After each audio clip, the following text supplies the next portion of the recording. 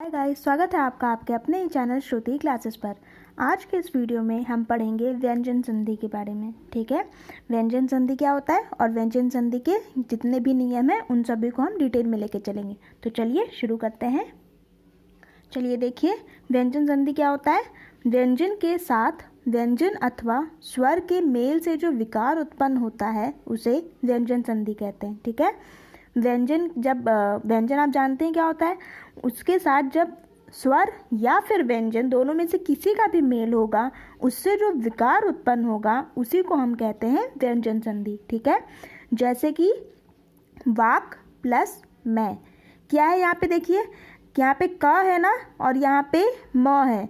क एक व्यंजन है, म भी एक व्यंजन है। तो व्यंजन के साथ व्यंजन का मेल होने पे जो विकार उत्पन्न हो रहा है, क के जगह पे अंग आ जा रहा है, तो वो क्या बन जा रहा है। जैसे वाक प्लस मैं था तो वांग्मय बन गया ना। यहाँ पे ये इसका अंतर आया ना, तो इसी से जो विकार, इन दोनों के मेल से जो विकार उत्पन्न हुआ है, इसी को हम कहते हैं व्यंजन संधि। ठीक है, इसीलिए हमारा वाक प्लस मैं बन गया वांग्मय।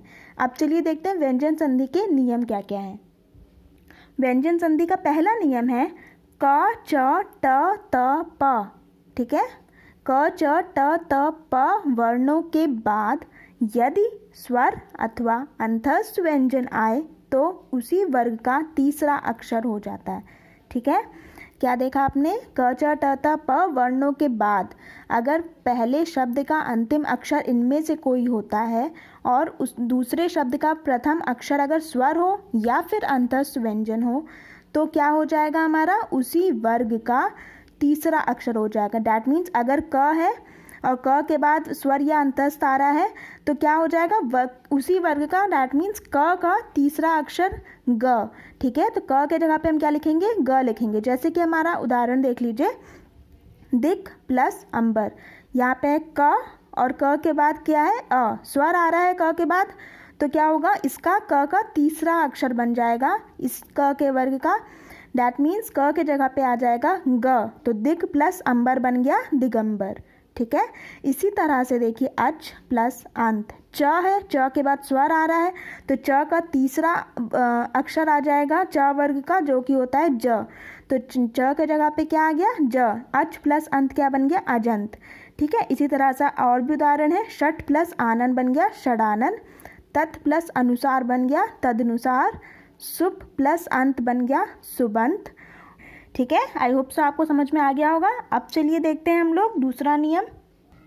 देखिए, यदि क च ट त प व्यंजनों के बाद कोई अनुनासिक व्यंजन आए तो उसके स्थान पर उसी वर्ग का पांचवा अक्षर हो जाता है। ठीक है, जैसे क अनुनासिक क्या होता है, हर वर्ग का पांचवा अक्षर होता है। ठीक है, वैसे वाक प्लस मैं।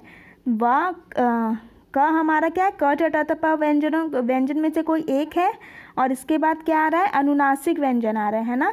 तो क्या बन जाएगा, इसी का पंचम अक्षर बन जाएगा, जो कि होता है क वर्ग का अंग। तो वाक प्लस मैं क्या बन गया, वांग्मय। इसी तरह से जगत प्लस नाथ। ना हमारा क्या है, अनुनासिक है ना, ये पांचवा अक्षर होता है ना त वर्ग का, और यहाँ पे देखिए त है, त के बाद अनुनासिक अक्षर आ रहा है, इसलिए इसी त के वर्ग का पांचवा अक्षर बन जाएगा जगत प्लस नाथ, क्या बन गया, जगन्नाथ। ठीक है, आई होप सो समझ में आ गया होगा। अब चलिए तीसरा नियम देखते हैं। देखिए, यदि किसी ह्रस्व या दीर्घ स्वर के बाद छ आए तो आधा च और छ हो जाता है। ठीक है, अर्थात च और बढ़ जाता है। जैसे कि उदाहरण है आ प्लस छादन। ये किसी ह्रस्व या दीर्घ स्वर, तो ये हमारा दीर्घ स्वर है, इसके बाद अगर छ आ रहा है, ये देखिए छ आ रहा है ना, तो ये क्या बन जाएगा, आधा च और छ बन जाएगा, एक च और जुड़ जाएगा। ठीक है, आधा च, तो क्या बन गया, आ प्लस छादन बन गया आच्छादन। इसी तरह से परि प्लस छेद क्या बन जाएगा, परिच्छेद। ठीक है, ये नियम समझ में आ गया। अब चलिए अगला नियम देखते हैं।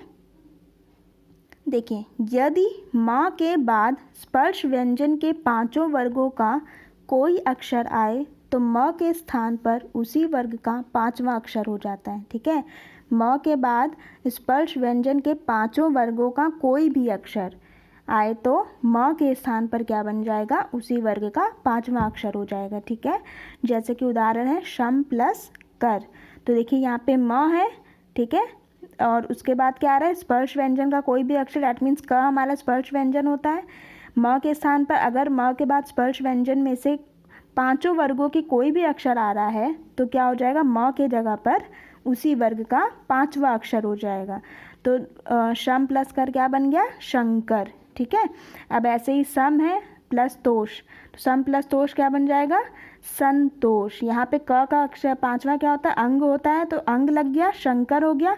इसी तरह से सम प्लस तोष क्या हो जाए, त वर्ग का होता है ना, तो क्या हो जाएगा, सम प्लस तोष संतोष। ठीक है, समझ में आ गया। अब चलिए अगला नियम देख लेते हैं। यदि म के बाद अंतस्थ या ऊष्म व्यंजन हो तो म अनुस्वार में बदल जाता है। ठीक है, अगर म के बाद अंतस्थ व्यंजन या फिर ऊष्म व्यंजन आएगा तो म अनुस्वार में बदल जाएगा। जैसे कि सम प्लस सार अनुस्वार में बदल गया, ऊपर बिंदी लग जाएगा। ठीक है, सम प्लस सार हो गया संसार। इस तरह से सम प्लस योग, सम प्लस योग में क्या हो जाएगा, ऊपर अनुस्वार लग जाएगा म के स्थान पर, तो क्या बन जाएगा, संयोग। ठीक, आप चलिए अगला नियम देखते हैं।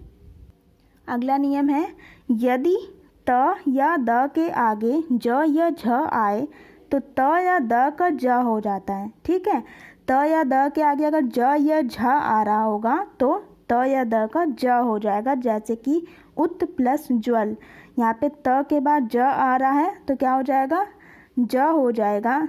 और उत आधा था, ये आधा ता था तो आधा जा हो जाएगा। ठीक है, तो उत प्लस ज्वल क्या हो जाएगा, उज्ज्वल। दैट मीन्स उज्ज्वल में हमारा दो आधा जा होता है, इसमें कई लोग गलती करते हैं। ठीक है, कोई भी बड़ा जा नहीं होता है, दो जा होते हैं और दोनों आधे होते हैं। तो उत प्लस ज्वल क्या बन जाता है, उज्ज्वल बन जाता है। ठीक, आप चलिए नेक्स्ट नियम देखते हैं। देखिए, श के बाद त या थ आने पर त का ट और थ का ठ हो जाता है। ठीक है, श के बाद अगर त या थ आएगा तो त का टा हो जाएगा और थ का ठा हो जाएगा। जैसे कि आकृष प्लस त, श के बाद क्या आया, त आया, तो त का क्या था, ट हो जाएगा। डैट मीन्स आकृष्ट हो जाएगा, त के जगह पर ट लग जाएगा। ठीक है, तो आकृष्ट प्लस त क्या हो जाएगा, आकृष्ट। अब अगला नियम देखिए, यदि री श और र के बाद न आए तो न के स्थान पर ण हो जाता है। ठीक, जैसे राम प्लस अयन, तो यहाँ पे क्या हो जाएगा, राम प्लस अयन की जगह पे रामायण। ठीक है, यहाँ पे न की जगह पे क्या लग गया, अणा लग गया। इसी तरह से परि प्लस मान, परि प्लस मान में क्या हो जाएगा, परिमाण हो जाएगा। ठीक है, क्या हो जाएगा, परि प्लस मान में परिमाण, न के स्थान पर अड़ा लग जाएगा। अब अगला नियम देखिए, यदि आ को छोड़कर किसी स्वर के बाद स आए तो स का श हो जाता है। ठीक है, आ को छोड़कर किसी भी स्वर के बाद अगर स आता है तो स का श हो जाएगा। जैसे कि उदाहरण है अभी प्लस सेक, अभी प्लस सेक में क्या हो जाएगा, स क्या बन जाएगा, श बन जाएगा। आ को छोड़कर यहाँ पे हमारा क्या आ रहा है, ई आ रहा है ना, छोटी ई आ रहा है, और उसके बाद क्या आ रहा है, स आ रहा है, तो स का क्या हो जाएगा, श हो जाएगा। तो अभी प्लस सेक, स के स्थान पर षटकोण वाला श हो जाएगा, तो बन जाएगा अभिषेक। इसी तरह से वी प्लस सम क्या हो जाएगा, विषम। नी प्लस सेध, निषेध। सु प्लस सुप्त, सुषुप्त। ठीक है, ये थे हमारे व्यंजन के सारे नियम। अगर ये नियम आपको ध्यान है तो एक भी क्वेश्चन गलत नहीं होने पाएगा।